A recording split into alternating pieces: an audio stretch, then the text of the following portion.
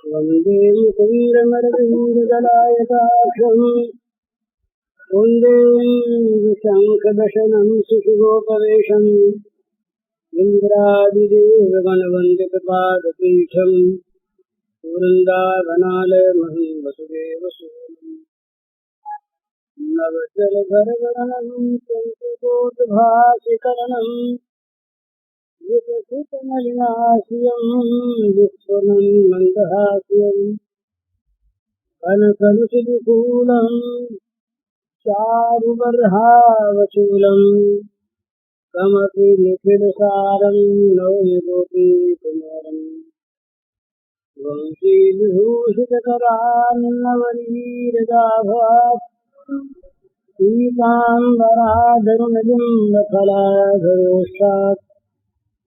पूर्णेन्दुसुन्दरमुखाधरविन्दनेत्रात् कृष्णात् परं किमपि तत्त्वमहं न जाने।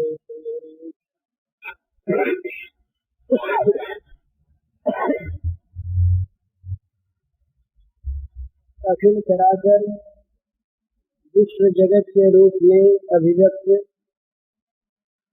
भगवान के नाते आप सबके चरण कमलों में मेरा नमस्कार।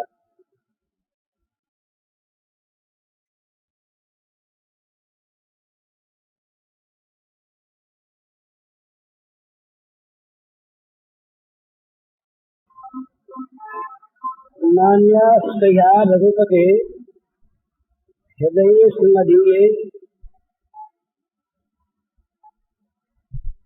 ये रामचरितमानस में तुलसीदास जी महाराज ने कैसी स्पृहा भक्त की होनी चाहिए,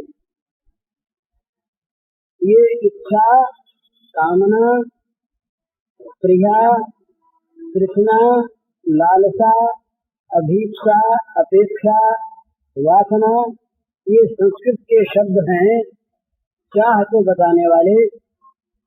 थोड़ा थोड़ा सा इनमें अंतर है। स्पृहा कहते हैं उसको जिसमें बाट देखने की भावना और प्रतीक्षा करने की, अब मारवाड़ी भाषा में देखने की,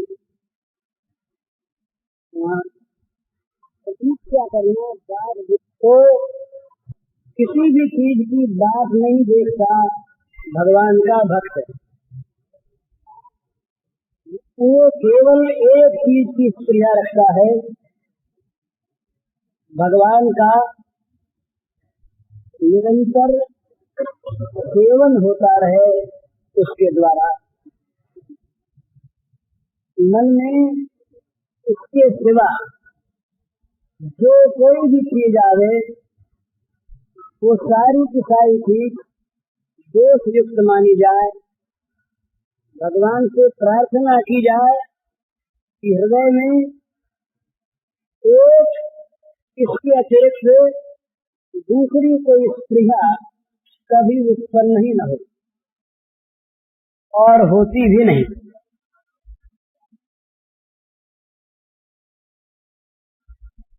वो तुलसीदास जी ने कहा, जो मोहि राम लागते मीठे तो नवरस खटरस अनरस भय जाते सब सीठे। राम का मिठास आया नहीं। भगवान की मधुर स्मृति में किस प्रकार का अलौकिक, किस प्रकार का विलक्षण सुख है, इसका स्वाद अभी आया नहीं। जरा सा भी वो स्वाद कभी जीवन में भगवान की कृपा से आ जाए तो दूसरी सारी आकांक्षाएं, स्पृहाएं, कामनाएं नष्ट हो जाती हैं, सब नीरस लगती हैं, फीकी लगती हैं। ये जगत में जितने रस है ना, रस कहते हैं जिनके द्वारा हमें आनंद आता हो, उन भावों को, उसका नाम रस है। तो उपनिषद में आया, वेद में आया है कि रस क्या वस्तु है, तो कहते हैं रसो वैसा। ये उपनिषद का मंत्र है, कहते हैं रसो वैसा, जो वास्तविक रस है तो एक वही नंदनंदन है। उनके अतिरिक्त जो कुछ भी है वो विरस है, अरस है अथवा कुरस है। विरस माने विपरीत रस, कुरस माने कुत्सित रस, और अरस माने रस का अभाव। तो हम जगत में जिन चीजों को लेकर रस की अनुभूति करते हैं, आनंद मानते हैं, वो रस नहीं है, कुरस है। पर ये कुरस जब तक रसमय भगवान की तरफ वृत्ति नहीं लग जाती तब तक हटता नहीं, जबरदस्ती नहीं हटता। भगवान ने गीता में कहा, विषया विनिवर्तन से निराहारस्य देहिनः रसवर्जम रसोप्यस्य परम दृष्ट्वा निवर्तते। आज हमने एकादशी का व्रत किया, पूर्णिमा का व्रत किया, खाया नहीं, निराहार रहे, पर मन ही मन खाने की चीजों का रस लेते रहे। तो विषया विनिवर्तन से निराहार से देहिनः, आहार न करने पर आहार की चीज छूट तो गई, निराहार रहने पर वो विषय उस दिन आए तो नहीं, परंतु उनका रस रहा, उनकी याद बनी रही, उनका स्वाद नहीं गया। लेकिन परम दृष्ट्वा निवर्तते रसोप्यस्य, ये जो भोगों का रस है, ये रस परम दृष्ट्वा, वो जो परम है, परमात्मा है, भगवान श्री कृष्ण है, उनकी झांकी कहीं स्वप्न में भी, भावना में भी, कल्पना में भी किसी प्रकार हो जाए तो ये रस जो है, विषय रस, पुरस, ये सब के सब अपने आप निवृत्त हो जाते हैं, रहते नहीं। तो जो मोहि राम लागते मीठे, तो नवरस खटरस अनरस भय वह जाते सब सीठे। यदि भगवान मीठे लगे होते, यदि भगवान का रस आया होता तो क्या होता? ये दुनिया में 15 रस माने हैं, 9 तो रस हैं काव्य के और 6 रस हैं भोजन के, खटरस और नवरस। जो मोहि राम लागते मीठे, तो खटरस नवरस अनरस भय जाते सब सीठे। अगर वो भगवान का रस आ गया होता तो ये 9 रस और खटरस, इनका सारा रस चला जाता, ये बड़े सीठे फीके नीरस मालूम होते। तो विषया विनिवर्तन से निराहारस्य देहिना रसवर्जम रसोप्यस्य परम दृष्ट्वा निवर्तते। निराहार तो हम रहे, पर खाने की चीजों का जो स्वाद था वो हमारे मन में बना रहा, उनमें आसक्ति बनी रही, तो रस रहित ही ये रस तो रहा, ये छूटना चाहिए ये रस। ये एक बहुत ही साधन की समझने की चीज है। विषय रस और भगवत रस, दोनों का नाम तो रस है, पर दोनों में महान अंतर है।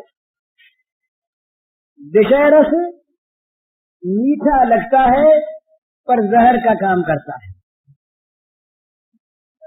विषयेंद्रिय संयोगात यत् दग्रे मृतोपमं परिणामे विषमिव तत् सुखम राजसम स्मृतम। भगवान कहते हैं कि विषय के साथ इंद्रिय का संयोग होने पर जो सुख जो रस मिलता है वो उस समय मालूम होता है अमृत के समान, अमृतोपमम। परंतु परिणामे विषमिव, जो परिणाम में जहर की तरह मार देता है, विषमिव जहर के सदृश, ये है विषय सुख, विषय रस। और भगवत रस आरंभ में कहीं कहीं इसमें त्याग करना पड़ता है ना, तो कहीं कहीं कड़वा भी मालूम होता है। यत दगरे विषमेव परिणामे मृतोपमं तत्सुखम सात्विकम प्रोक्तम आत्मबुद्धि प्रसादजम।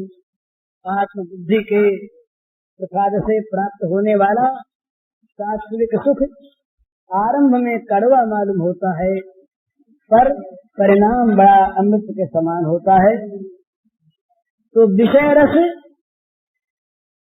आपात मधुर, अर्थात प्रारंभ में मीठा, अंत में जहर का काम करने वाला। और भगवत रस आरंभ में त्याग पूर्ण होने के कारण से कहीं कहीं कड़वा लगने वाला, पर परिणाम में अनंत अमृत के सदृश। तो ये जो रस है विषय रस, ये रस उस रस को, जो असली रस है उसको बाधा देकर हटा देना चाहता है, लेकिन रहता नहीं, सूख जाता है, मिट जाता है, नष्ट हो जाता है। तो तुलसीदास जी महाराज कहते हैं, नान्या स्पृहा रघुपते हृदय स्मदीये सत्यम वदामि च भवान अखिलांतरात्मा। भक्तिम प्रयच्छ रघुपुंगव निर्भराम में कामादि दोष रहितम कुरुमानसं च। ये स्तुति है, प्रार्थना है। वो कहते हैं आप मन के जानने वाले हैं, अखिलांतरात्मा। सत्यम वदामि च भवान अखिलांतरात्मा, आप अखिल जगत के, सारे विश्व चराचर के अंतर के आत्मा हैं, भीतर रहने वाले हैं, सबके भीतर को देखने वाले हैं। अतएव आप देख लें, मेरे हृदय में कोई दूसरी स्पृहा है क्या? नान्या स्पृहा रघुपते हृदय स्मरिये, मेरे हृदय में दूसरी कोई भी स्पृहा, किसी चीज की बाट देखने की और कोई आकांक्षा नहीं है। तो क्या है? कहते हैं कि मैं चाहता हूँ भक्तिम प्रयच्छ रघुपुंगव निर्भराम में। हे रघुपुंगव, आप मुझे निर्भरा भक्ति दीजिए। निर्भरा भक्ति का अर्थ क्या है? अपनी बुद्धि, अपना बल, अपना पुरुषार्थ, अपनी साधना, इन सब का भरोसा छोड़कर, इन सब पर निर्भर न करके एकमात्र भगवान पर निर्भर करना। ये मारवाड़ी में कहा करते हैं, बोले मैं तो थारे पर गुजरा लाद दिया। अर्थात सारा भार आप पर। ये भगवान कहते हैं महाराज, ये बड़ी सुंदर समझने की चीज है। भगवान कहते, अरे भाई, हम पर तुम लोग छोड़ते कहाँ हो? हम लोग निर्भरा भक्ति का अर्थ है संपूर्ण रूप से भगवान पर ही हम निर्भर करें। भगवान ही हमारे एकमात्र गति मति आधार आश्रय हो। हम क्या कहेंगे? हम भगवान से प्रार्थना करेंगे, स्तवन करेंगे, नाम जप करेंगे। ये सब करना अच्छा है, किसी भाव से भी करे, भाव कुभाव अनख आलसहु नाम जपत मंगल जिस दसहु। तुलसी अपने राम को रीझ भजो चाहे खीज, उल्टे सीधे जानी है खेत परे सो भी। किसी प्रकार से भी भगवान को भजा जाए सर्वोत्तम है, उसका विरोध नहीं, परंतु विश्वास युक्त निर्भरता को लिए हुए जो भजन होता है वो कुछ विशेषता रखता है। हम लोग भजन करके कहते हैं कि देखिए महाराज, अब की बार हमने अमुक अमुक चीज खरीदी है और उसमें तेजी आ जाए, हमें रुपया मिल जाए। बोले भाई रुपया मिलने का कोई दूसरा तरीका कर दें तो? बोले ना, स्कीम हमारी, योजना करने वाले हम और उसको पूरी करने वाले आप। भगवान के सामर्थ्य पर, शक्ति पर विश्वास कर लेते हैं कहीं कहीं हम लोग, पर भगवान की बुद्धि पर नहीं करते। कहीं उल्टा सीधा कर दे तो वो करेंगे अपने मन की। अपने मन की क्यों करेंगे? वो जिसमें समझेंगे हमारा हित असली तो करेंगे। हमारी बुद्धि सीमित है, हमारे विचार बहुत दूर तक नहीं जाते, हमारी दृष्टि बहुत दूर तक नहीं जाती। मनुष्य का, हमारा जो बुद्धि का बल है वो एक सीमित बल है। हमारी दृष्टि बहुत बहुत जाएगी तो जीवन के अंत तक चली जाएगी, पर जीवन के बाद दूर दूर जो अनंत जीवन है उनकी ओर हम नहीं देख सकते। भगवान सर्वज्ञ हैं, त्रिकालज्ञ हैं, तो भगवान देखेंगे असली चीज, दूर तक की चीज। ये हम रोज देखते हैं, बच्चा बीमार है और रोता है, अमुक चीज खाएंगे खाने के लिए, अब रो रहा है, बड़ा दुखी है, पर वैद्य से ये सलाह मिली हुई है कि ये चीज बच्चे को खाने को देना मत, नहीं तो रोग बढ़ जाएगा। अब उसके पास जो बैठा है, माँ हो, बहन हो, बाप हो, भाई हो, कोई हो जो परिचर्या करता है, नर्सिंग करता है, वो जो पास बैठा हुआ बच्चा रोता है और बुरी तरह रोता है। बोले हमको तो दया आ गई, हमने तो वो चीज दे दी खाने को और बीमारी बढ़ गई, मर गया। तो ये दया, ये बच्चे के मन रखने की बात, ये मूर्खता है, बुद्धिमत्ता? सोचिए। पर उसने नीयत खराब उसकी नहीं थी, जिसने वो कुपथ दिया उसकी नीयत तो ये थी कि रोता हुआ बच्चा प्रसन्न हो जाए। नीयत उसकी बुरी नहीं, परंतु उसकी दृष्टि दूर तक नहीं गई। उसने केवल बच्चे का रुलाना मिट जाए यही तक की चीज को देखा। इसके आगे रुलाना मिटने के बाद भी हरदम का रुलाना हो जाएगा ये सोचना वो भूल गया। लेकिन जो बुद्धिमान होगा तो बच्चा चाहे रो तो रोने की परवाह नहीं करेगा, ऊपर से नहीं देगा। मानस में आया कि उस समय जर्रा लोग थे, बच्चे को फोड़ा हो गया, माता बच्चे को पकड़ के चरवाती, बच्चा रोता है, माता को बुरा भला भी कहता है, पर वो बुद्धिमती, उसका हित चाहने वाली भली माँ उसके रोने को नहीं देखती, चरवा डालती है। इसी प्रकार भगवान कभी चीरा दिया करते हैं भला। ये दृष्टि के और समष्टि के जीवन में जब बड़े बड़े दुख क्लेश आदि व्याधि आती है, ये भगवान का किया हुआ ऑपरेशन है। जब हमारे विश्व प्रपंच में मवाद भर जाता, अंदर सड़ान पैदा हो जाती है, तब भगवान ऑपरेशन किया करते हैं। इसी का नाम खंड प्रलय, महाप्रलय, प्रलय है। तो भगवान का ये ऑपरेशन, भगवान जब ऑपरेशन करते हैं तो जो श्रद्धालु हैं, जो भगवान पर विश्वास करते हैं, वो तो जानते हैं कि अब मंगल हो रहा है। चाहे मंगल दिखे नहीं, मृत्यु में मंगल दिखेगा। और जो विश्वासी नहीं है वो भगवान को कोसेंगे कि भगवान ने बड़ा बुरा किया। हम लोग कहते हैं ना, बोले भगवान अब से बढ़िया न्याय करे। अरे भगवान के न्याय को सोचने वाले तुम कौन? तुम्हारी बुद्धि वहां तक जाती है क्या तो जो भगवान के न्याय का निर्णय करने लगे, पर हम क्या देते हैं, भगवान बहुत बुरा काम करे होते, भगवान बड़ी अन्याय करी, भगवान है कैसे सो काम कर लियो, यहाँ तक कह डालते हैं। ये क्यों? दुख में कहते हैं, पर कहते हैं दृष्टि हमारी दूर तक नहीं जाती, इसलिए। तो भक्तिम प्रयच्छ रघुपुंगव निर्भराम में, निर्भरा भक्ति, निर्भरा भक्ति इस बात का सूचन करती है कि पूरी निर्भरता तो भगवान पर ही डिपेंड करता सारा का सारा। तो भगवान कहते हैं कि भाई तुम अगर करना चाहो तो स्वीकार हमें।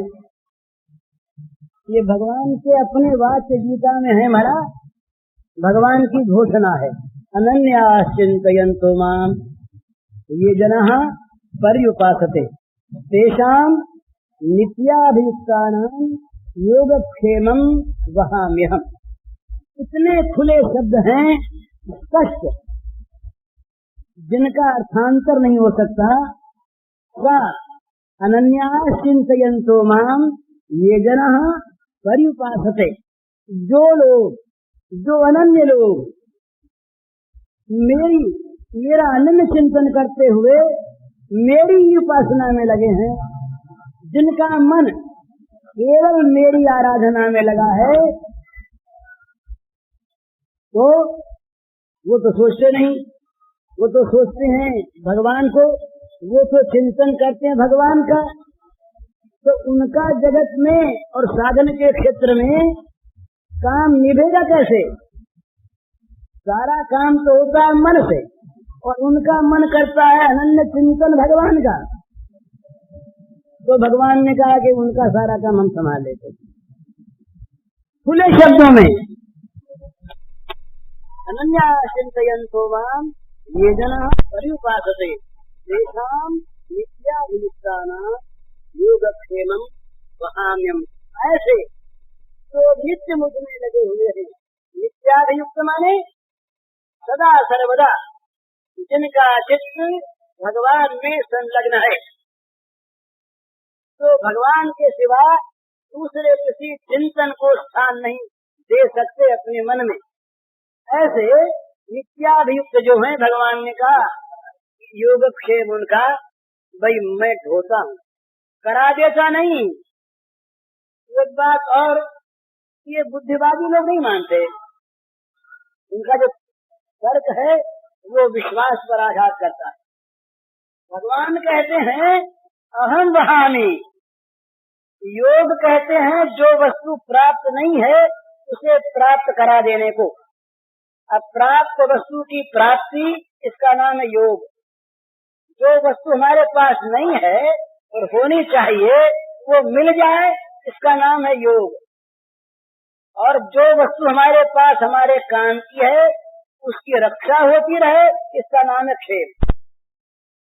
ये दो शब्द मिलकर एक शब्द बना योगक्षेम। जो है उसकी रक्षा हो और जो नहीं है वो मिल जाए। हम लोग सब ये भी चाहते हैं, और क्या चाहते बताइए? जो हमारे काम की चीज है वो बनी रहे और जो नहीं है वो मिल जाए, यही सब चाहते हैं ना, इसी का नाम योगक्षेम। भगवान कहते हैं योगक्षेमम वहाम्यहम्, बहुत बड़ी बात। उसका योग और उसका क्षेम मैं स्वयं वहन करता हूँ, दूसरे के द्वारा करवा दे सो नहीं। अर्जुन का रथ हाँका स्वयं भगवान ने, पर वो निर्भर हो गया। ये कथा बड़ी सुंदर आती है। महाभारत की तैयारी हो रही है, उद्योग चल रहा है, दोनों तरफ से सेना का संग्रह हो रहा है। इसी प्रसंग में एक दिन दुर्योधन और अर्जुन दोनों पहुंचते हैं श्री कृष्ण के पास। एक दिन श्री कृष्ण बड़े लीलामय, वो अपने अंतःपुर में महल में लेट रहे। दुर्योधन पहुंचे। दुर्योधन ने जाके देखा, ध्यान से सुनिएगा, दुर्योधन ने जाके देखा श्री कृष्ण आंख मूंदे लेट रहे हैं। दुर्योधन ने सोचा कि सो रहा है, जगेगा तब बात करेंगे। अरे मांगने आया था ना, मांगने गया क्या करने के लिए? अभिमान गलित हो जाता है वहां पर। तो सोचा ये जब जागेंगे तब बात करेंगे, पर बैठे कहाँ? अरे हम राजा में ठहरे, हमारी एक पोजीशन है ना। ये पोजीशन वाले बेचारे बड़े घबराया करते हैं, इनको बैठने की चिंता, कहीं कपड़े में सल पड़ गई उनकी उसकी चिंता, कहीं ये एक बाल यूं निकल आया उसकी चिंता, कैसी कुर्सी इसकी चिंता, टेबल कैसी इसकी चिंता, जूतों की चिंता, न मालूम ये पोजीशन जिसको कहते हैं वो कितनी कितनी व्यर्थ की चिंताएं। तो चिंता लग गई दुर्योधन को, कहाँ बैठे, हम कोई छोटे थोड़ी हैं, हमारी पोजीशन ये कृष्ण से छोटी थोड़ी है। ये सोया है भला, चाहे आए हो मांगने के लिए तो बैठेंगे अपनी पोजीशन से। तो वहाँ तो व्यवस्था सारी पहले थी, कुर्सी उर्सी सब उठा ली गई। पहले एक कुर्सी रखी थी सिरहाने की तरफ।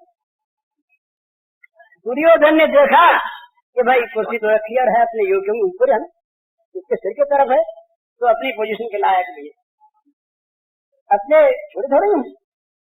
तो अपनी पोजीशन को संभालते हुए दुर्योधन जी सिरहाने की कुर्सी पर जा बैठे। कुछ देर के बाद पहुंचे अर्जुन। अर्जुन ने देखा श्याम सुंदर सो रहे हैं। अर्जुन भूल गए मांगने आए हैं। वो श्री मुखारविंद का सौंदर्य माधुर्य देखकर अर्जुन मुग्ध हो गए। अर्जुन के रोमांच आया, अर्जुन के नेत्रों से आनंद के आंसू बहने लगे, हाथ जुड़ गए। अर्जुन वहीं खड़े रह गए, उस मुख कमल को देखने के लिए अपने नेत्रों को भ्रमर बनाकर। नेत्र भ्रमर लग गए मुख कमल का मकरंद पान करने। एक टक देख रहे हैं। अब भगवान ने आंख खोली। वो तो योग निद्रा न थी, बनाई हुई नींद, जागते हुए का क्या जागना। आंख खोली, अर्जुन सामने दिखे, आंख हाथ जोड़े, भैया अर्जुन कितनी देर हुई? प्रणाम तो किए हुए थे। अब दुर्योधन ने देखा पीछे की सराहनी पर बैठे हुए कि कहीं पीछे इससे बात न कर ले, हम तो पीछे बैठे हैं। तो बोले जयगोपाल जी की शादी, शादी न करे। दुर्योधन की लड़की ब्याही थी श्याम सुंदर के लड़के के साथ, ये संबंध रहा है। अरे बोले दुर्योधन जी आप ये बाम दृष्टि हो गई, भले बाम बाईं ओर से देखा भगवान ने। दुर्योधन जी आप? हाँ बोले मैं। तो बोले क्या करूं? अर्जुन सामने था तो पहले वो दिखा, जो सामने वो पहले दिखे, जो पीठ की ओर रहे वो कैसे दिखे? पहले सामने वाला पहले दिखे। तो बोले आप आइए इधर। भगवान बैठ गए उठ करके, अर्जुन खड़ा सामने, ये बैठे सिरहाने के ओर, भगवान बीच में पलंग पर बैठ गए।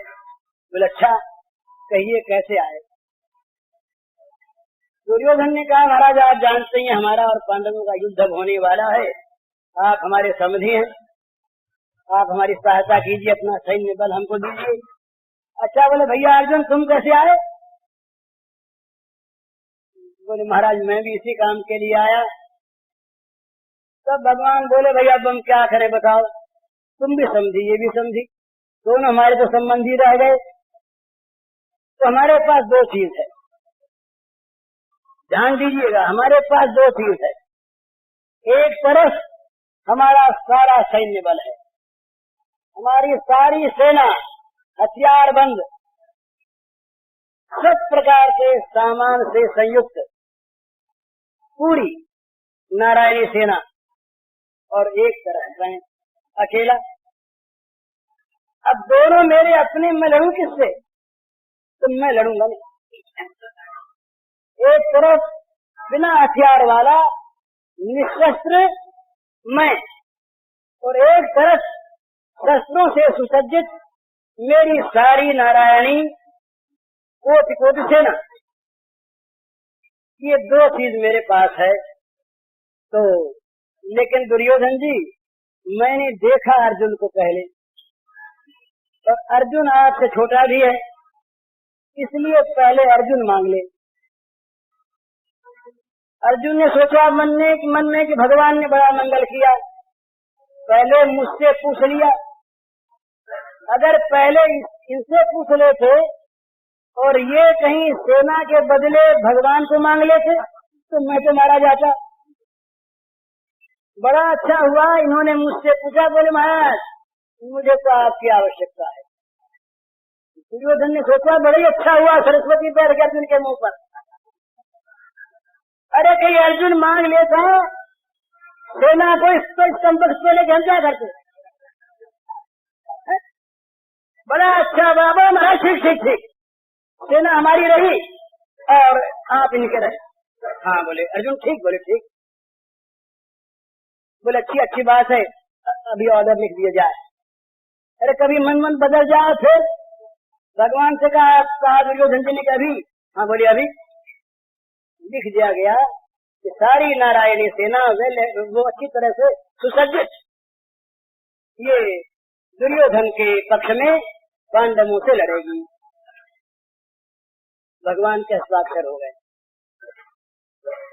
दुर्योधन का काम है, बोले हम जाए महाराज। आप पधारी। वो अपना ऑर्डर लेकर वो चले। अब रह गए ये दो सुंदर सखा और अर्जुन। भगवान कहने लगे अर्जुन, तुम बड़े भोले आदमी मालूम होते हो भला। एक तो पीछे आए, कहीं पहले उसने बात कर ली होती तो मैं आंख मुंह के सोया, भला बताओ मैं क्या करता। दूसरे फिर तुमको पहले चांस दे दिया मैंने मांगने का कि तुम मांग लो पहले, और तुमने इतने भोलेपन का काम किया कि सेना सारी छोड़ दी। ये भी कोई बुद्धिमानी है? परीक्षा करते हैं भगवान, भला प्रेम के बड़े परीक्षक। अर्जुन के तो वही नेत्रों में फिर आंसू बहने लगे। बोले श्याम सुंदर, अब भी मुझे आप ठगना चाहते हैं? जिस सेना में नारायण नहीं, वो नारायण शरीर नारायणी सेना में क्या है? जिस शरीर में आत्मा नहीं, बड़ा बलवान शरीर था और है, पर उसमें से प्राण निकल गए, उसमें से आत्मा निकल गई, तो मुर्दा क्या करेगा? नारायण से विहीन नारायणी सेना दुर्योधन का क्या काम देगी? मुझे तो नारायण की आवश्यकता है। हे नाथ, मेरा मनोरथ पूरा हो गया।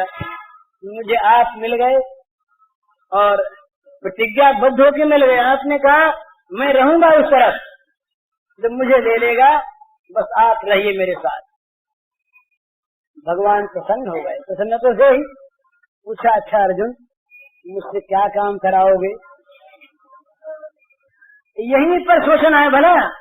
हमसे भगवान पूछते हैं, हम सभी से, अर्जुन की तरह से, कि हमसे क्या काम लोगे? बुद्धिम सारथिम विद्धि मन प्रग्रहमेव च इंद्रियाणि हयान्याहु। ये उपनिषद के वाक्य हैं, कठोपनिषद के। इंद्रियां शरीर रथ है, इंद्रियां घोड़े हैं, मन लगाम है, बुद्धि सारथी है। अगर बुद्धि ठीक रही तो सारा मामला ठीक, और बुद्धि नाशात तो नश्यति। रथ में सारथी ही प्रधान है, सारथी के हाथ में रथी का जीवन है। सारथी बचा दे और मरा दे। तो अर्जुन ने कहा महाराज, ये जीवन की बागडोर आप क्या से रहेगी? ये रश्मि, ये मेरे रथ की रश्मि, रथ की ये लगाम, इसको आज से आप संभाल लें बस। और क्या चाहिए? हमारे जीवन रथ के लगाम भगवान संभाल लें। भगवान ने कहा ठीक।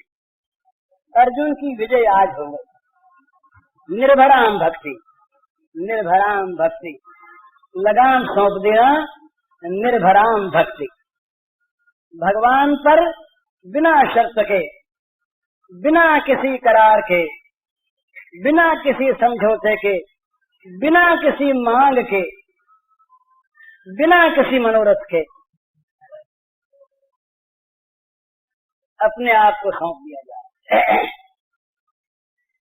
मैं तुम्हारा, बस तुम स्वीकार कर लो कि ये मेरा। और भगवान तैयार हैं भला। भगवान स्वयं चाहते हैं कि कोई मुझे अपना बना ले। भला भगवान सबके अपने हैं, तथापि हम भगवान को अपना नहीं मानते, इसलिए भगवान निरंतर चाह करते हैं कि कोई मुझे अपना तो बना ले। वो पास पास आते हैं, वो हमारे समीप आते हैं और हम उन्हें निकाल देते हैं। भैया झूठी बात कैसे निकाल देते हैं? भगवान जब याद आते हैं तो मन में आते हैं कि नहीं, और फिर हम भूलते हैं कि नहीं? याद आए तो भगवान मन में आए और हम फिर भूले तो भगवान को धक्का दे दिया। महाराज दूसरा काम है अभी हमारे, हम भगवान से न मालूम कितनी बार दिन में कहते हैं, आप सब कहते हैं, देखिए महाराज हमारे बहुत काम है, कभी फुर्सत के समय आप भले आया कीजिए कि दिन भर आके हमारे कामों में आप बाधा देते रहें, ये हमें स्वीकार नहीं। ये शब्द न हो, पर ये शब्द हमारे हृदय में रोज बोले जाते हैं। नहीं तो भला ऐसा कौन सा काम है जिसके लिए हम भगवान को भूल जाए? ऐसी कौन सी वस्तु है जिसके लिए हम भगवान की अवहेलना करें? ऐसा कौन सा धन है जो उस धन से बढ़कर है? ऐसा कौन सा सौंदर्य माधुर्य है जो उस सुंदरता मधुरता से अधिक हो? और हम तो भूलते हैं। तो भगवान पर हमारी निर्भरता नहीं। ये जो भगवान की विस्मृति है, ये इस बात को बताती है, सिद्ध करती है कि भगवान की महत्ता, भगवान का सौंदर्य माधुर्य ऐश्वर्य हमारी दृष्टि में जचा नहीं। भला कैसे भूला जाए? वो इतना सुंदर कि सारी सुंदरता उस सौंदर्य समुद्र का एक कण भी नहीं। जगत के निखिल सौंदर्य को, जगत के सारे सौंदर्य को आप इकट्ठा कर लीजिए एक जगह, तो वो जो सौंदर्य सागर है उसका एक कण भी नहीं होता। जगत के सारे आनंद को, सारे स्नेह को, सारे वात्सल्य को आप अनंत काल तक के वात्सल्य को ले लें, स्नेह को ले लें, उस समुद्र का एक कण भी नहीं होता। उसे हम भूल जाते हैं। ये भूलना सहन कैसे हो? एक गोपी दूसरी गोपी से कहती है कि बहन भूला जाता नहीं, भूलने की कोशिश मैं करती हूँ, पर वो ऐसी विलक्षण वस्तु है, एक बार झांकी हुई थी, परंतु वो नेत्रों से, वो हृदय से कभी उतरती नहीं। उसे कैसे उतार दूं, कैसे छोड़ दूं?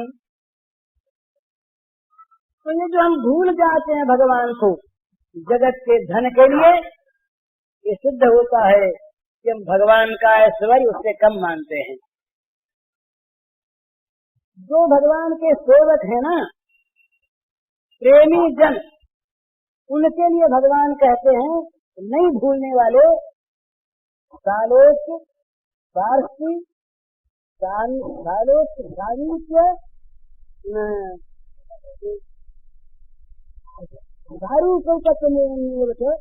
दीयमानम न गृह्णन्ति विरामस्येवनं जनाः। 5 प्रकार के सबसे बड़े आनंद हैं जिनको 5 प्रकार की मुक्ति कहा गया है। सालोक, साक्षी, सामीप्य, सारूप्य और एकत्व। भगवान जिस लोक में रहते हैं जिस देश में रहते हैं, जिस दिव्य धाम में रहते हैं, वहाँ रहने को हमें मिल जाए। ये सालों भगवान के जो अनंत ऐश्वर्य है, धन वैभव, उस प्रकार का हमको भी मिल जाए, ये सात्विक। भगवान जहाँ बिखरते हैं उनके आसपास हम भी बिखरा करें, ये समीपता सामीप्य। भगवान का जैसा रूप है, उनकी जैसी आकृति है, चतुर्भुज द्विभुज जैसे, उसी प्रकार का हमें रूप मिल जाए, ये सारूप्य। और भगवान के अंदर हम प्रवेश कर जाएं, ये एकत्व। ये मुक्ति के 5 प्रकार शास्त्रों ने माने हैं: सालोक्य, राष्ट्री, सामीप्य, सारूप्य, एकत्व। तो भगवान ने कहा बोलो कौन सा लेते हो? एक भगवान का प्रेमी जन था, सेवा में संलग्न। उसने कहा कि देखो भाई, तुमने बहुत दिन सेवा की और तुम्हें सेवा का फल कुछ मिलना चाहिए ना, तो 5 प्रकार का जो परमानंद है, ये 5 ले लो, एक ले लो, कोई सा ले लो, ले लो। भगवान देने लगे। उसने कहा महाराज, दीयमानम न गृह्णन्ति बिना मत सेवनम जनाः। ये भगवान के वाक्य वो कहते हैं, दीयमानम न गृह्णन्ति, देने पर भी वो स्वीकार नहीं करता। मांगने की बात तो अलग रही, बोले हमने बहुत दिन सेवा की, अब तो कहीं हम रिटायर हो जाए, हमें बैठे बैठे खाने को मिले, कुछ नहीं। दीयमानम न गृह्णन्ति बिना मत सेवनम जनाः, देने पर भी वो लेता नहीं। तो क्या कहता है कि महाराज मुझे तो सेवा मिलनी चाहिए, मेरी सेवा को छोड़कर, बिना मत सेवनम बिना, मेरी सेवा को छोड़कर देने पर भी मेरा सेवक, मेरा जनन मेरा आदमी, मेरा अपना स्वीकार नहीं करता, वो केवल सेवा चाहता है। ये सेवक का दर्जा, ये सेवक का अधिकार, सेवा का अधिकार जिनको मिल जाता है, उनकी तो बात बहुत परे की है। उसके पहले ही निर्भरा भक्ति में अपने को भगवान पर छोड़ दिया जाता है। भगवान जो करें उसी में हमारा मंगल, भगवान जो सोचें उसी में हमारा मंगल, भगवान की तरफ से जो मिले उसी में हमारा मंगल। ये निर्भरा भक्ति इसका नाम है। निर्भरा के बाद दासत्व की प्राप्ति होती है। दास भक्त जो है ना, वो उस दिन अपनी बात हुई थी, किसी दूसरे का दास नहीं होता, किसी दूसरे को दास नहीं बनाता, न कोई उसका स्वामी, न वो और किसी का स्वामी। दासत्व से मुक्त और सबको दासता से मुक्त कर देने वाला, इस प्रकार का जो होता है वो भगवान का दास होता है। इसके बाद वो चलती है चीज आगे। वो बिन्नानी जी आए क्या? वल्लभ दास जी आए? अच्छा, मैंने आके पूछा था आपको ये इसलिए कि आपने किसी विषय पर कहने के लिए कहा था। अच्छी बात है, वो वही चल रहा है, अब चलेगा आगे वो। तो ये 5 प्रकार के, ये बड़ा सुंदर विषय आ रहा है। 5 प्रकार के रस है भक्ति में: शांत, दास्य, सख्य, वात्सल्य और मधुर। ये 5 रस हैं। सबसे पहले शांत रस। शांत रस का स्वरूप है वेदांत के साधनों में जो तीसरा साधन है, सत संपत्ति की प्राप्ति हो। मन वश में है, इंद्रियां वश में है, किसी भी भोग की ओर मन नहीं चलता, भोगों से चित्त की उपरति हो गई, केवल भगवान की और भगवान की सेवा की ओर ही मन जाता है और चाहता है मुझे भगवान की सेवा ही मिले, बचने की मन इंद्रियों से। ऐसा जो है वो शांत रस का भक्त। शांत के बाद दास्य आता है। भला ये बहुत समझने का विषय है। शांत के बाद दास्य आता है। जो नौकर अपनी इंद्रियों का गुलाम हो, अपने खाने पीने, देखने, सुनने, सूंघने, स्पर्श करने इत्यादि विषयों में ही जो फंसा हो, वो सेवा क्या करेगा? तो भगवान का सेवकत्व प्राप्त करने के लिए शांत रस की मन इंद्रियों के वश में करके भगवान की सेवा में लगा देने की योग्यता संपादित हो जानी चाहिए। ये शांत रस है। शांत रस माने चित्त की वृत्तियां भोगों से उपरत होकर प्रशांत हो जाए, ये शांत रस है। शांत रस होने पर दास्य आता है। एक बड़ी अनोखी मिसाल है, वो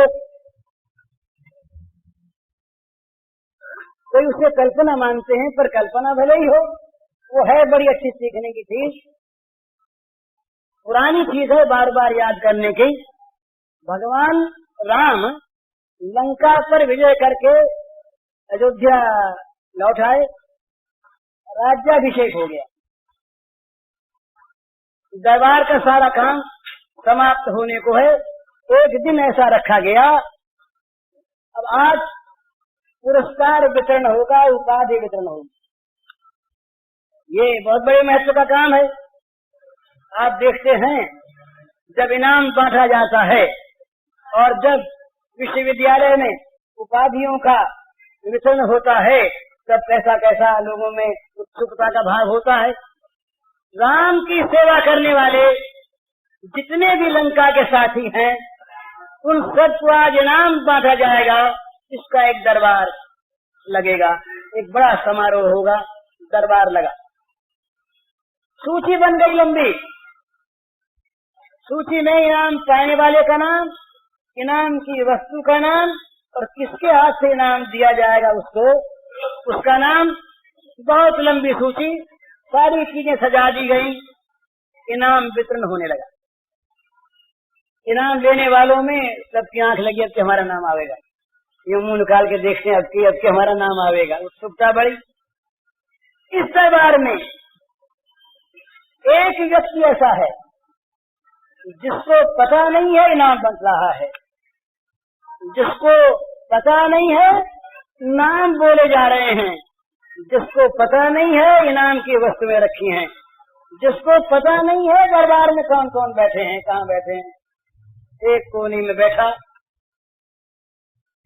जहाँ से भगवान राघवेंद्र और जनक नंदिनी श्री सीता जी का श्री मुखारविंद उसको दिख रहा है।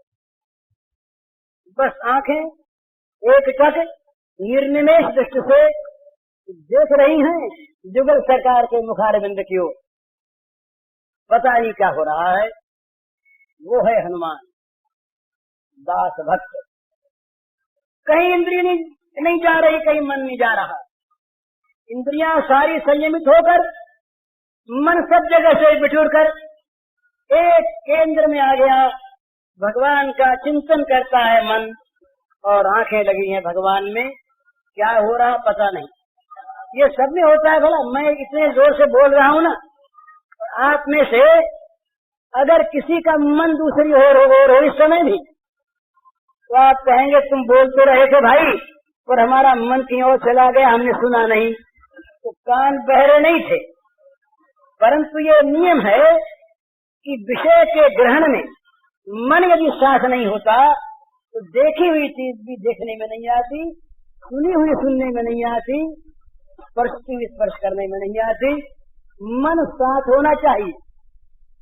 तो दरबार लगा है, सब कुछ हो रहा है, पर मन जो है हनुमान का, वो केवल राम के चरणारविंद की सेवा में समर्पित है। सेवा के सिवा कुछ जानता नहीं। साधु के साथ सामीप्य सारूप्य गतमप्युतो दीयमानम न गृह्णन्ति विनाम सेवनम जनाः। हनुमान की आंख लगी, राम की ओर। इनाम बढ़ चुका, सारी सरिष्ठ समाप्त हो गई। दरबार का सारा काम संपन्न हो गया, अब दरबार उठने को है। माता के मन में आई, मैया ने पूछा राघवेंद्र से, सरकार हनुमान तो कुछ नहीं मिलेगा है? भगवान बोले हनुमान को देने लायक वस्तु है नहीं। अरे इनाम किसे दिया जाए जो इनाम चाहता है उसको, जो सेवा का बदला सेवा चाहता है, जो सेवा का इनाम सेवा की बहुलता चाहता है, उसे कोई वस्तु देकर उसकी सेवा का तिरस्कार हो। सुन कपित ही उरिन मैं नाही, कर विचार देखा मन नाही। प्रत्युपकार करो का तोरा, सन्मुख होए न सकत मन मोरा। ऋणग्रस्त कर्जदार महाजन के सामने सिर ऊंचा नहीं कर सकता। राम कहते हनुमान मैं तुम्हारा कर्जदार, तुम्हारा बदला क्या चुकाऊं, प्रत्युपकार करो का तोरा, बदले में तुम्हारा उपकार तो मैं क्या करता, तुम्हारे सामने मेरा मन नहीं हो सकता। मैंने सोच लिया, सुन कभी तू ही उरिन मैं नाही, कर विचार देखा मन माही। मैंने विचार करके सोच करके देख लिया कि तेरे कर्ज को मैं चुका नहीं सकता, ऋण हो नहीं सकता, ऋणी ही रहूंगा मैं। तो हनुमान के लिए देने को क्या मिले। सीता जी के मन में फिर आई, हनुमान का गौरव बढ़ना था आज। दास क्या वस्तु होता है, दास रति कैसी होती है, दास कितना अपने आप को भूला हुआ होता है, और दास कितना अपने स्वामी को सर्वत्र सेवन करने वाला होता है, ये सिद्ध होनी थी बात आज। सीता जी के गले में एक हार था बहुमूल्य, कुबेर के यहाँ का हार रावण लाए। रावण की मृत्यु के बाद वो मिला विभीषण को। विभीषण ने जब भगवान राघवेंद्र लंका विजय करके जब चलने लगे, वो ला करके माँ के चरणों में डाल दिया। हाँ, राम ने कहा पहन लो। वो सीता के गले में हार था, बहुमूल्य नहीं अमूल्य, जिसकी दोहरी कोई कीमत नहीं कर सकता। इस प्रकार का अमूल्य हार सीता के गले में लटक रहा। मन में आई माँ के, कहा मैया ने राघवेंद्र से, सरकार ये हार दे दें। राघवेंद्र बोले हनुमान के लिए अरे क्या है, कौन सी वस्तु ऐसी है जो हनुमान को तुम नहीं दे सकती, स्वयं जो अपने आप को दिए हुए है ना, दे दो। दरबार लगा है, जरा झांकी कीजिए उसकी ध्यान से, सब कोई नाम बन चुका। अब सीताराम में बातचीत हो रही है धीरे धीरे, और बीच बीच में आंख जाती है राम की और सीता के हनुमान की। सारा दर्शक मंडल, सारे वहाँ के सदस्य बड़े कौतूहल में पड़े, ये सरकार क्या बात कर रहे हैं और बार बार हनुमान की ओर क्या देख रहे हैं। सब बड़ी उत्सुकता के साथ देखने लगे क्या होने वाला है। इतने में सीता की दृष्टि, सीता जी ने हनुमान को देखा और इशारा किया। वहाँ तो दृष्टि लगी थी कब सेवा का अवसर मिले और कब सेवा के लिए बुलाया जाए। सेवा के सिवा कुछ जानते नहीं हनुमान।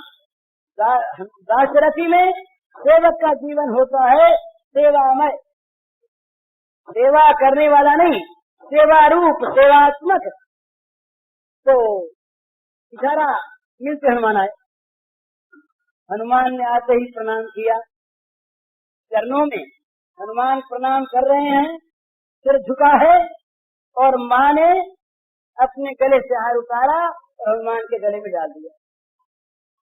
कहा उठो। हनुमान खड़े हो गए, गले में हार, जाओ। हनुमान के समझ में नहीं आई बात,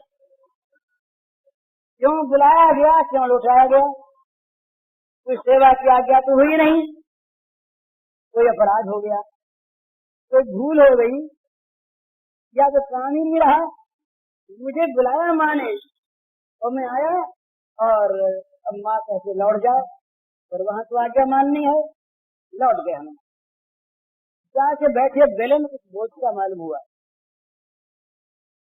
ये हम लोगों को नहीं बोझ मालूम होता, आसक्ति की चीज में बोझ नहीं मालूम होता। अब तो नहीं, पहले हमारे घरों की स्त्रियां जो है ना जी, इस जमाने पहले 300 400 भरी के गहने चांदी के पैरों में पहनती थी और 200 भरी 300 भरी गले में लटकाए रखती थी, पर बोझ नहीं मालूम होता। स्वाभाविक, पर बोझ मालूम हनुमान को कैसे न हो गहने का बोझ। राम का बोझ नहीं लगता हनुमान को। सारे विश्व को धारण करने वाले राम हनुमान के कंधे पर चढ़ जाएं, आसानी से ले जाते हैं, पर हार का बोझ आज सहन नहीं हुआ हनुमान को।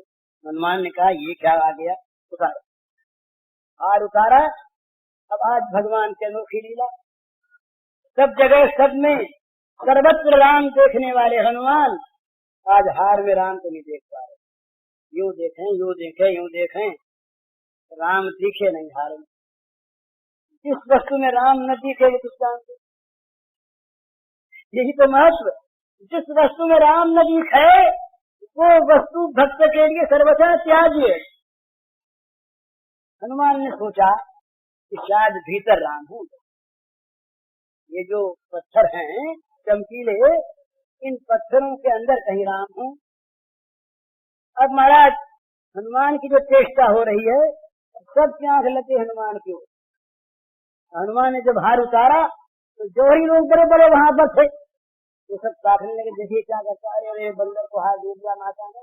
अब बोले कैसे? हनुमान ने क्या किया, अंदर होंगे राम, बड़ा सुंदर, बड़ा चमकदार जो हीरा था भारी, उसको लिया और तोड़ दिया। तोड़ के देखा तो अंदर राम नहीं दिखे, फेंक दिया। अब जौहरी के हृदय में आग लग गई। ओह राम राम राम राम, ये कितना बहुमूल्य, कितना बेशकीमती है, ये समझता नहीं। हरे राम कैसे बोले, क्या बोले। बड़ी बुरी बात मालूम हुई। हनुमान का तो क्रम चलता रहा, 1 तोड़े 2 तोड़े 3 तोड़े 4 तोड़े, तोड़े और फेंके, तोड़े और फेंके। अब जौहरी से रहा नहीं गया, बेचारे उनके दृष्टि में मूल्यवान था ना, बेईमान तो वो नहीं। तो हनुमान जी महाराज क्या कर रहे हैं? जौहरी ने कह दिया। वो तो फिर तोड़ से जाते हैं, सुना नहीं। 2-4 बार और कहा, तब हनुमान जी बोले कि राम को देख रहे हैं। जौहरी ने कहा, भगवान सरकार तो ये सामने बैठे हैं ना, इन मणियों में क्या देख रहे हो? तो हनुमान ने कहा, जो सामने वही तो सब में है, सब में होनी चाहिए, इसीलिए देख रहा हूं मैं। अब जौहरी के मुंह से एक बात निकल गई। लक्ष्मण ने तो कहा चुप चुप चुप चुप, क्या कह गए, पर निकल गई तो निकल गई। तो जौहरी ने कह दिया कि थोड़ा आपके हृदय में जो राम होंगे। हनुमान ने कहा है, कहते हृदय विलीन कर दिया। सबने देखा जो जुगल सरकार सामने बैठे हैं, वही सिंहासनस्थ राम सीता हनुमान के हृदय देश में विराजित हैं। रामचंद्र सारा दरबार स्तंभित रह गया। दरबार में सब चमत्कृत हो गए, राम प्रसन्न हो गए। हनुमान को बुलाया, हृदय से लगा लिया, राम ने मस्तक पर हाथ रखा। ये दास भक्ति, जो सेवक सेवा के बदले में भगवान से उसकी कीमत लेना चाहता है, वो सेवक नहीं। तो दास के बाद, दासरथी के बाद, ये शांतरथी के बाद ये दासरथी आती है। उसके बाद की 3 चीजें और क्या बज गए, तो समय हो गया। अब 3 उसके वो 3 चीजें इसके बाद और सख्य, सख्य, वात्सल्य और मधुर। मधुर में फिर उसके कई स्तर और हैं। आपका जो प्रश्न था ज्योति भाव क्या है, वो मधुर तक पहुंचने पर पता लगेगा। उसमें शुरू होता है पहले शुरू की बात शुरू होता है त्याग से, शुरू होता है इंद्रियों के संयम से, शुरू होता है मन के निग्रह से, शुरू होता है सारे जगत की सारी वासनाओं को नष्ट कर देने से। यहाँ से इसका आरंभ होता है। ये प्राइमरी स्कूल जो है, प्रेम का प्राइमरी स्कूल, वो शांत रस है, जहाँ इंद्रियों का, मन का संपूर्ण संयम है, जहाँ अपने लिए किसी वस्तु की चाह नहीं, अपना कोई काम नहीं। ऐसा जो शांत भक्त होता है वो दास रस का अधिकारी होता है। इसके बाद दासत्व कैसा होता है, यह आपने अभी देख लिया हनुमान के दृष्टांत से। अब इसके बाद भूमि संक्षेप से मैं 10 मिनट में कह दूं, स्वामी और सेवक में जो भाव है वो शांत रस में नहीं। जैसे थोड़ी देर के लिए आप कल्पना कीजिए, दास रस को समझने के लिए, एक राजा है और राजा की बहुत प्रजा है, बहुत लोग हैं, तो सारे लोग भले राजा के भक्त, और राजा क्योंकि भला राजा है तो सभी पर समान भाव से स्नेह करता है, सभी के सुख की व्यवस्था करता है, सभी का सुख संपादन करता है। वो राजा, सब में समान प्रेम। अब उस प्रजा में से किसी एक आदमी को महल की नौकरी में दे दिया गया, तो वो प्रजा तो है ही, प्रजा के नाते जो भक्त था वो तो भक्त है ही, प्रजा के नाते जो राजा का स्नेह पात्र था सो है ही, पर घर का नौकर होने से और समीप आ गया। प्रजा के किसी जन को भक्त होते हुए भी राजा नहीं कहता कि विदा चल ले आ, राजा नहीं कहेगा मेरा कदम दिखा दो, राजा नहीं कहेगा मेरे हवा करो, परंतु घर का नौकर होने पर अधिक समीप आ गया। तो इनमें उत्तरोत्तर समीपता है। भला शांत में जो सामीप्य है भगवान को, उसकी अपेक्षा अधिक सामीप्य है दास्य में।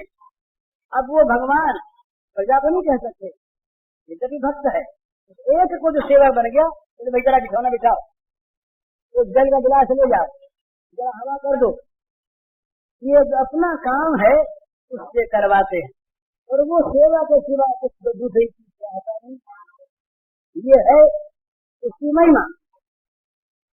तो इसके समीप आ गया, पर बड़ा व्यवधान है। स्वामी सेवक के बगल में नहीं बैठ सकता, एक मर्यादा है, एक सम्मान है, सत्कार है, वो अलग बैठेगा। संभ्रम है, नीचे बैठेगा, बगल में नहीं बैठता, कान में सलामी देता, दूर बैठा अर्ज करेगा। समान आसन नहीं, समान विहार नहीं, समान भोजन नहीं, वो बड़ा प्रिय है। तो उसका दर्जा समानता का नहीं, स्वामी सेवक का है। कोई सेवक जब बहुत सेवा करते करते बड़ा विश्वास पात्र हो जाता है तो उसे मालिक अपना मित्र बना लेता है, गला पूछता है। सुग्रीव सेवक था, उसे सखा बना लिया, विभीषण सेवक था, सखा बना लिया। तो सखा होने पर ये जो व्यवधान है दूरी का, ये निकल जाता है। समान आसन पर बैठते हैं, मंत्रणा करते हैं, सलाह देते हैं, विहार सय्यासन भोजनेषु समानता रहती है, तो और निकट आ गए। अब वो करीब आदमी कह सकता है, वो नीति शास्त्र में आता है कि मित्र अगर बुरे रास्ते में जाता हो उसका कान पकड़ के भी खींच ले, ये मित्र का अधिकार होता है। तो और आगे बढ़ा, दास से सखर इससे आगे बढ़ा हुआ। और जो बहुत पुराना मित्र हो जाता है वो माँ बाप की तरफ रक्षा करने लगता है। वात्सल्य, वात्सल्य में समीपता और अधिक है, शांत से दास्य में अधिक, दास से सख्य में अधिक, वात्सल्य में। सखा जो है वो माँ की भांति डांटेगा नहीं, डांटेगा जरूर, पर वो लपटी हाथ में लेके बांधने को तैयार हो गई यशोदा मैया, ऐसा नहीं। सखा बना हुआ है दास से, वो डांटता है, पर उसके डांटने में वाणी का तो काम है, इससे आगे नहीं। एक बार के बाद भागवत में आता बड़ा सुंदर, सखाओं में छोटे बच्चों में होड़ लगी, बोले जो हारे वो घोड़ा बने, हारे वो घोड़ा बने। तो भगवान अगर कहीं भगवत्ता को लिए रहे तो कौन उन्हें हरावे, और भगवत्ता ली है भगवान के सख्यत्व में रस कहाँ, ये तो हाथ जोड़ने लायक भगवान है।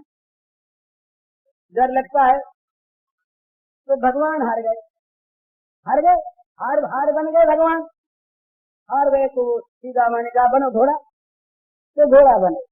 ये ऐसा सख्यत्व में होता है, ये दासत्व में नहीं होता। एक बार की बात, इस जंगल में गए, वन में गए, अब इनको तो मित्रों की डांट सुनने में आनंद आता, मजा आता, इनको हम डांटे, ये तो इस लीला में की डांट फटकार पड़ती है, ये सबको डांटे, सब इनसे डरे, यमन भी डरे और मृत्यु भी डरे, इंद्र भी डरे, सब डरे, पर इनको कहीं डरना भी पड़ता है इन रस के क्षेत्र में। एक बार के बाद जंगल में गए तो उनको डांट सुनी, तो इन्होंने कहा कि भैया जरा गायों को संभालना और हम जरा थोड़ा सा आराम करने, बोले हाँ कन्हैया कर लो। कन्हैया का आराम में सबको आया, पर कन्हैया का विरोध सहन नहीं। तो इन्होंने क्या किया कि एक कदम का पेड़ था, बड़ी एक विशाल डाल थी चौड़ी, अब अनोखा सोना इनका कन्हैया जो ठहरे लीला में, नीचे नहीं सोए, इस डाल पर जाके सोए, डाल पर सो गए। अब घड़ी आज घड़ी दो घड़ी से काम चला, अभी सखाओं से रहा न जा कन्हैया के बिना, और वो जाके सो गया। अरे कन्हैया, अरे कन्हैया, कन्हैया जागता हुआ क्या जागे, इसे तो डांट न सुननी मित्रों की।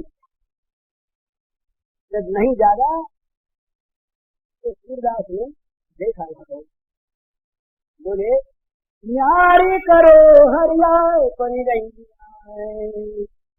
न्यारी करो हरिया पनी रहिया, ना हम चाह कर नंद बाबा के, ना तुम हमारे नाथ गुसैया, न्यारी करो हरिया पनी रहिया।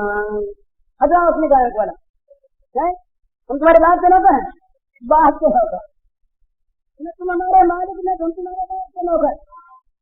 तो गया जा करके नींद में मतवाला होकर के हमसे कर ऐसा गाय के समान उठो नीचे। ये सख्यत्व में कथा में कितना शाही किया जाता है। उसके बाद वात्सल्य, मैया तो डांटती है, मैया नजर न लग जाए बच्चे को,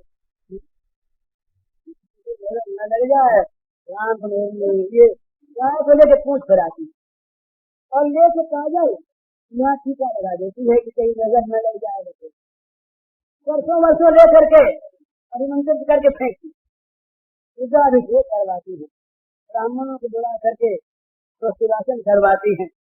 इतना के चढ़ गए स्तनों पर तो मैया ने बड़ा स्वस्तिवाचन करवाया, अरे राम राम राम, कहीं भूत भूत लग गया तो आफत होगी, ये तो पेटनी के ऊपर जा बैठे।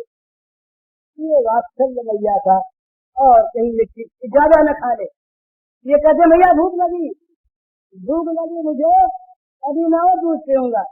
मैया ने सोचा कि ज्यादा पी लेगा तो आफत हो जाएगा, बदहजमी हो जाएगी, बीमार हो जाएगा, बोले उठो नीचे, नहीं उतर रहा। ये महाराज मैया का दर्जा। इसके बाद माधुरी, संक्षेप में कहता हूँ, मधुरता में सर्वार्पण, पति पत्नी में सर्वार्पण है। इसके अगले दो भेद हैं, वो जरा लंबी चीज है, वो आज बताने का अवसर नहीं, कभी मौका लगा तो फिर नहीं तो नहीं, इसकी प्रतीक्षा रखिए मन में। पर उसमें एक बात याद रखने के, जितना जितना त्याग अधिक बढ़ेगा उतना उतना प्रेम अधिक बढ़ेगा। ये भोग के साथ प्रेम नहीं रह सकता। ये बात याद रखनी चाहिए। जहाँ काम तहाँ राम, भोग और प्रेम के साथ साथ नहीं रह सकते। इंद्रियों का दमन, मन का दमन, ये सबसे पहले आवश्यक है दास जगती में। गोपियां ये बहुत बड़ी संयम वाली थी। उनके जीवन में कृष्ण सुख के अतिरिक्त किसी प्रकार की इंद्रियों की संचालन क्रिया नहीं होती। गोपी की आंख और चीज देखती नहीं, देखना चाहते नहीं। किसी चाहे उन्हें देखो तो देखो। उनके खाने से किसी को सुख मिले तो वो खाते, तो वो नहीं खाते।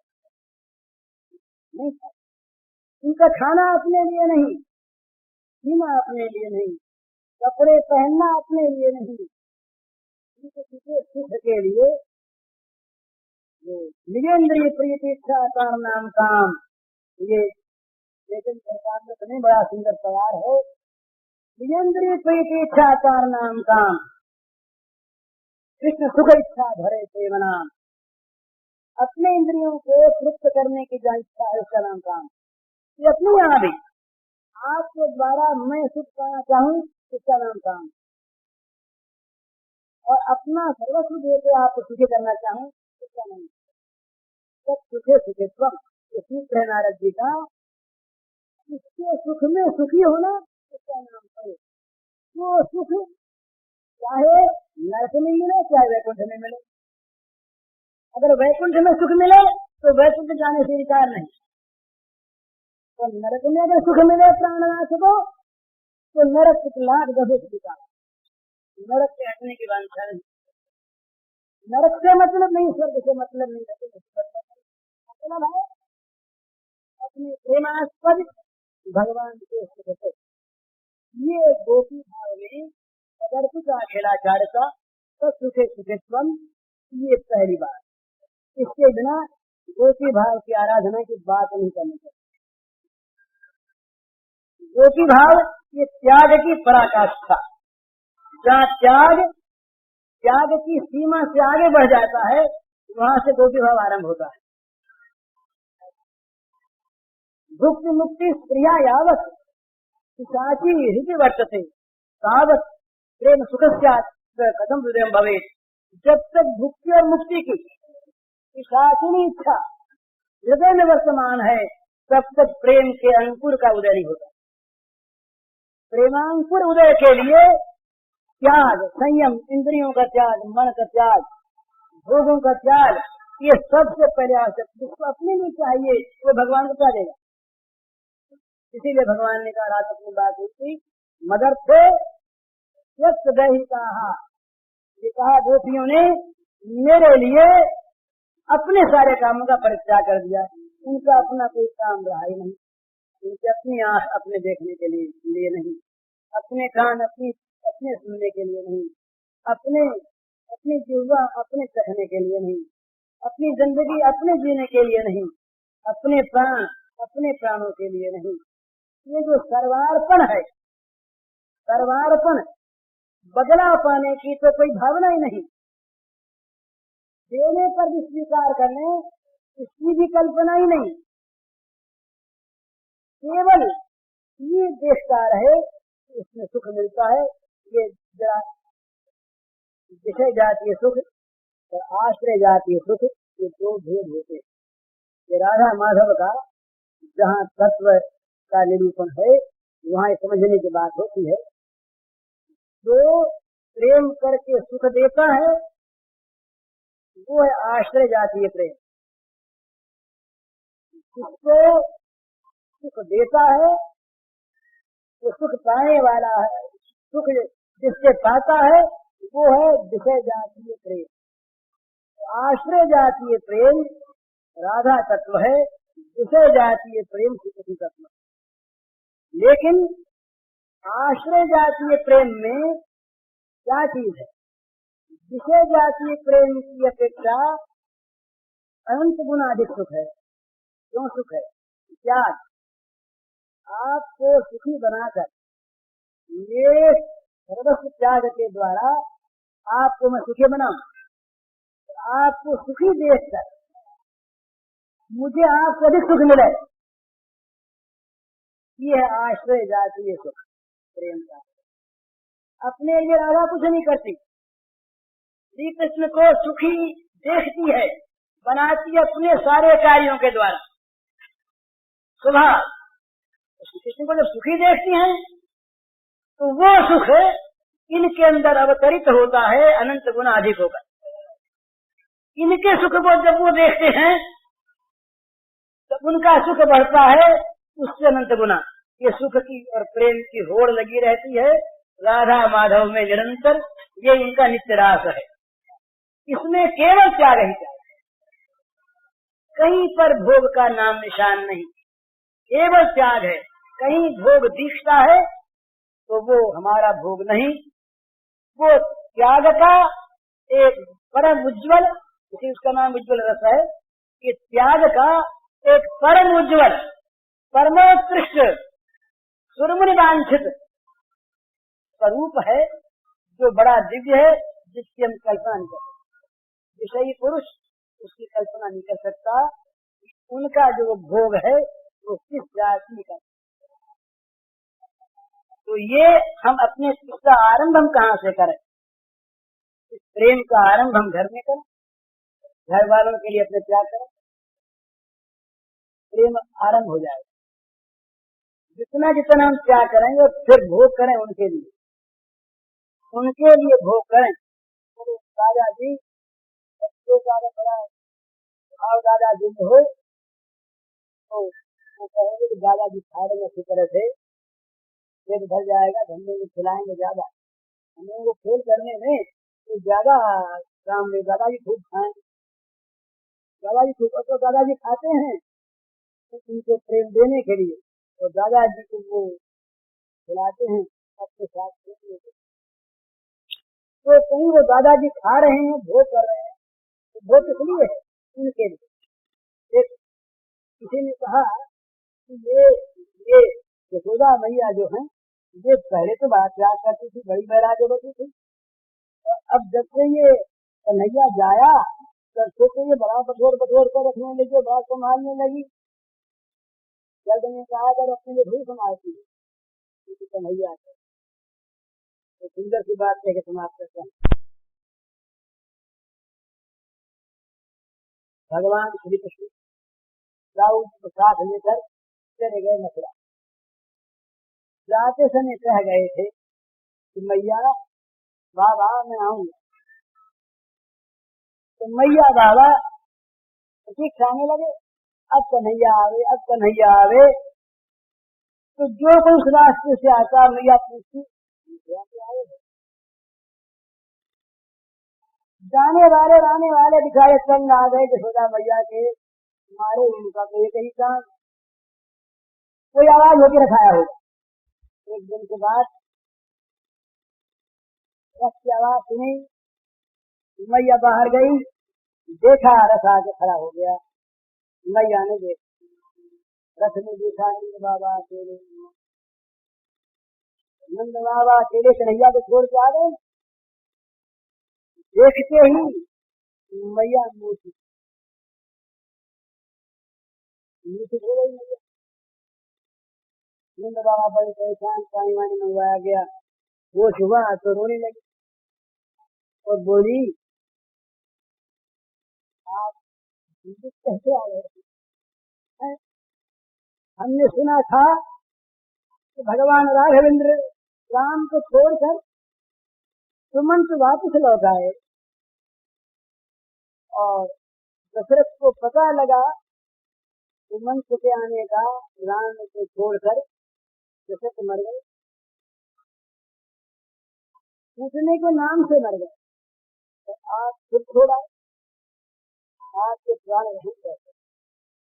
तो पति से पत्नी कहती है, बड़ा सती पत्नी कहती है, कितना स्नेह।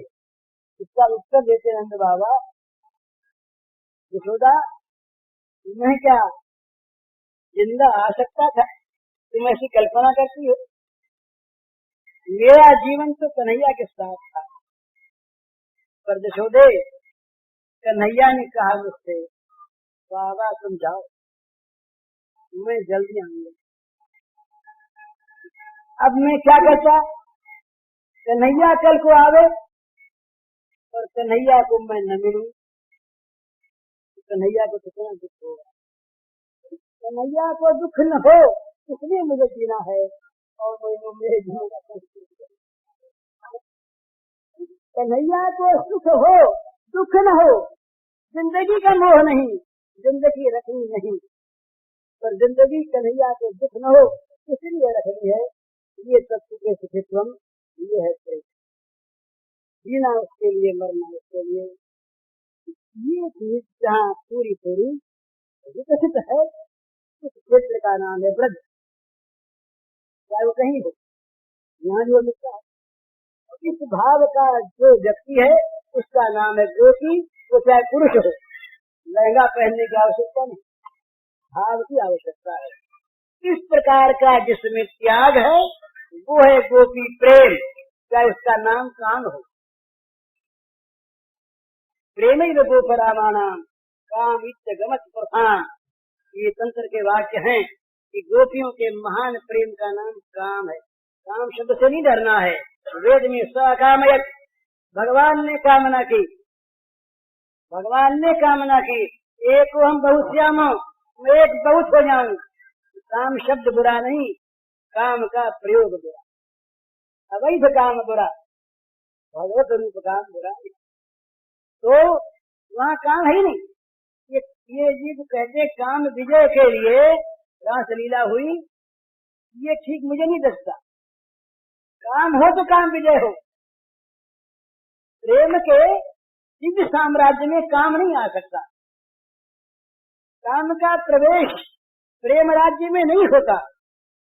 काम तो कलुषित चित्त जन का है, अधोदृष्टि जन की है। वहाँ पर काम जाता है, वहाँ काम को जाने के लिए अवकाश मिलता है। जहाँ दिव्य प्रेम राज्य है वहाँ इंद्रियों को चर्चार्थ करने वाला काम जा नहीं सकता। दूर दूर अति दूर काम हुआ आ नहीं सकता।